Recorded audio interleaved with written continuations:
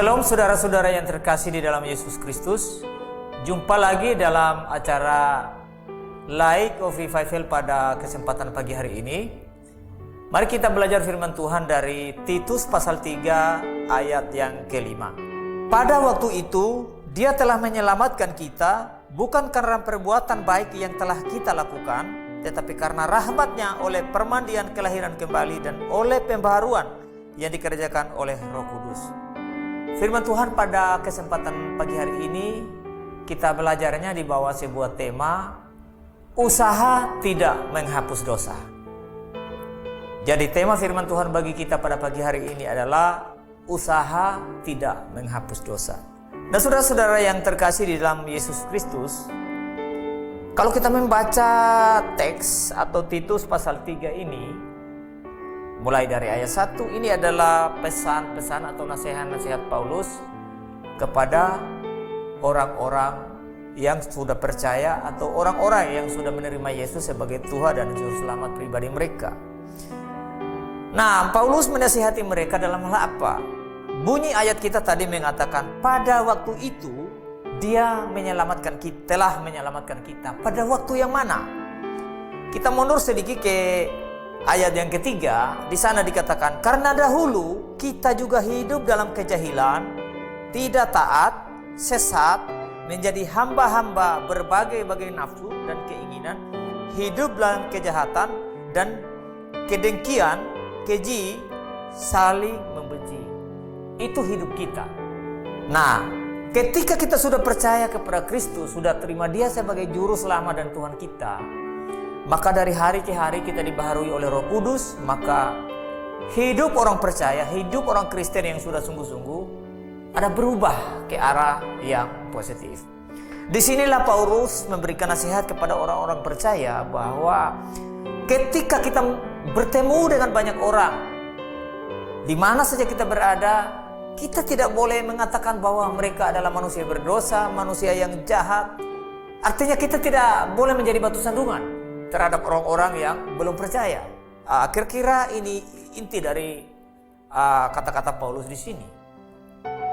Karena saudara-saudara, kita semua adalah manusia berdosa, manusia yang tidak mengenal Allah.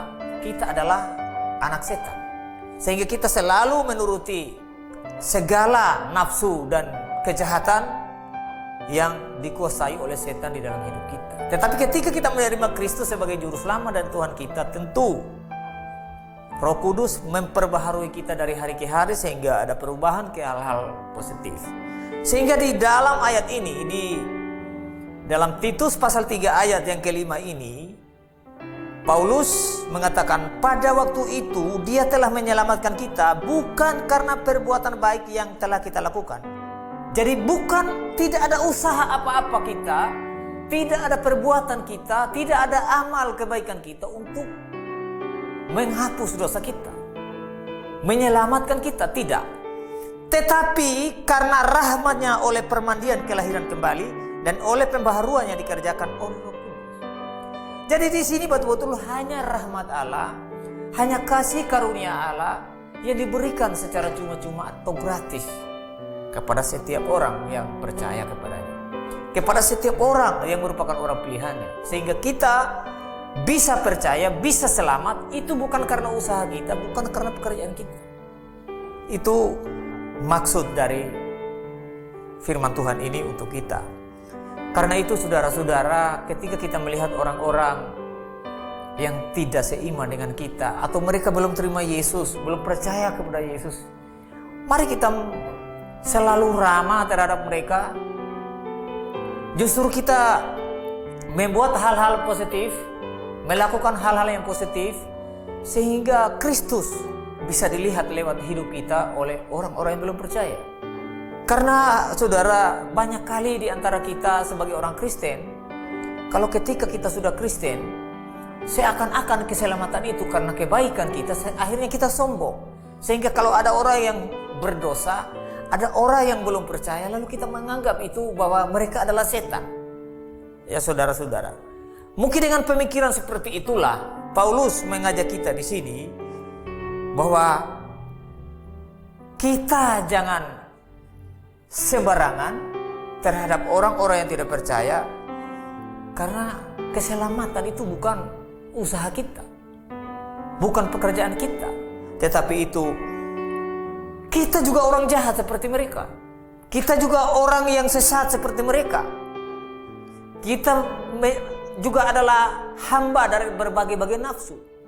Karena itu, ketika kita sudah menerima Yesus sebagai Tuhan dan Juru Selamat kita sudah begitu yakin bahwa kapan saja kita mengakhiri hidup di sini, kita mempunyai keselamatan atau hidup yang kekal di surga.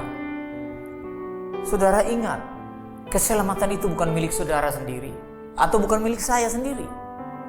Milik banyak orang. Karena itu keselamatan itu perlu kita bagikan. Bagikan dengan cara apa? Mari kita selalu memberitakan Injil. Kapan saja, di mana saja, dan kepada siapa saja yang kita yakin mereka belum percaya Kristus sebagai Juru Selamat atau penebus dosa. Banyak orang hari ini, saudara, ketika dia bilang dia sudah percaya, tetapi satu kata pun Injil tidak pernah keluar dari mulutnya. Itu saya menjadi pertanyaan. Ini kamu orang sudah percaya, sudah diselamatkan atau belum? Kok memberitakan Injil takut? Omong tentang Injil kok tidak pernah? Ini menjadi pertanyaan bagi saudara. Saudara seorang sudah diselamatkan atau belum? Saudara mesti tahu bahwa keselamatan itu milik banyak orang, bukan hanya milik saudara sendiri. Ketika saudara sudah percaya dan sudah yakin mempunyai keselamatan, keselamatan itu mesti dibagi pada banyak orang. Injili orang, apalagi orang-orang terdekat di antara kita. Kita mesti lakukan itu. Marilah kita memberitakan Injil, bahwa hanya Injil yang menyelamatkan, tidak ada usaha yang bisa menghapus dosa kita. Kiranya firman Tuhan ini boleh memberkati kita. Mari kita berdoa. Bapa kami di surga, terima kasih atas waktu yang indah yang Kau berikan bagi kami, walaupun sesaat, tetapi kami sudah boleh memberitakan kebenaran-Mu. Biarlah firman ini boleh menjadi pedoman yang baik dalam kehidupan kami dari hari ke hari. Di dalam nama Yesus kami berdoa. Amin. Baik saudara, biarlah firman Tuhan yang baru saja kita belajar pada kesempatan pagi hari ini boleh menjadi pegangan di dalam hari-hari hidup kita yang masih tersisa ini.